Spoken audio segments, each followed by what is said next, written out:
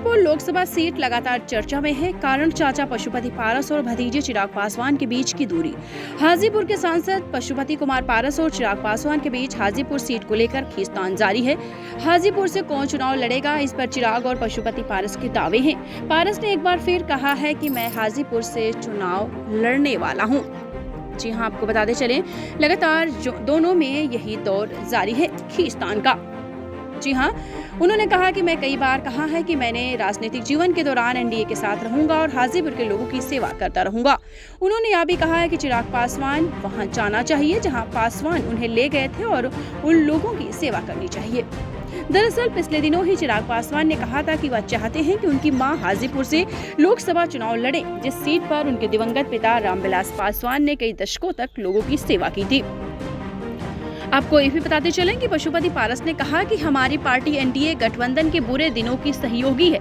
साथ ही कहा है कि हाजीपुर सीट का मेरे अलावा कोई और दूसरा दावेदार नहीं है।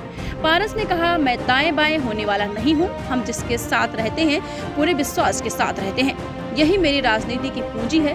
पारस ने कहा है कि हम 3 भाई थे, जिसमें सबसे बहुत स्नेह था, लेकिन बड़े और छोटे भाई के निधन के बाद ऐसी कौन सी वजह थी जिससे हमारा परिवार टूट गया।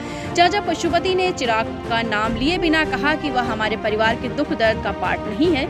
इतना ही नहीं, चिराग के एनडीए में शामिल होने पर उन्होंने कहा कि चुनाव का साल है, ये ठीक उसी तरीके के है जैसे बारिश के दिनों में कई मेढक टर करने लगते हैं, बहुत से लोग आएंगे और जाएंगे।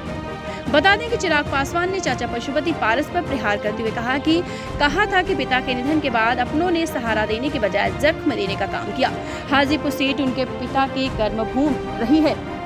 दीक्षांत एडुटेक लाया है दीक्षांत ई लर्निंग ऐप। बने दीक्षांत का चैनल पार्टनर और अर्न करें लाखों रुपए प्रति महीने।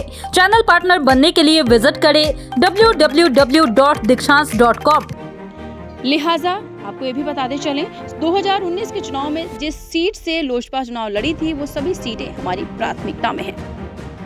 बता दें कि लोक जनशक्ति पार्टी के पूर्व अध्यक्ष चिराग पासवान ने पिछले दिनों कहा था कि हाजीपुर एक भावनात्मक पहलू है। मैं इस जमीन को अपनी मां मानता हूं। मेरे पिता की अनुपस्थिति में मेरे लिए यह अच्छा स्वाभाविक है। अब तो ये आने वाला वक्त ही बताएगा कि कौन सीट किसकी है और कौन किसका दावेदार है। ऐसे में सवाल है कि क्या एनडीए की मुश्किलें बढ़ने वाली है। अब तो ये धीरे धीरे जैसे वक्त बीतता है वैसे वैसे एक एक दिन कम हो रहा है। आने वाला वक्त बताएगा कि कौन सीट से किसकी दावेदारी है।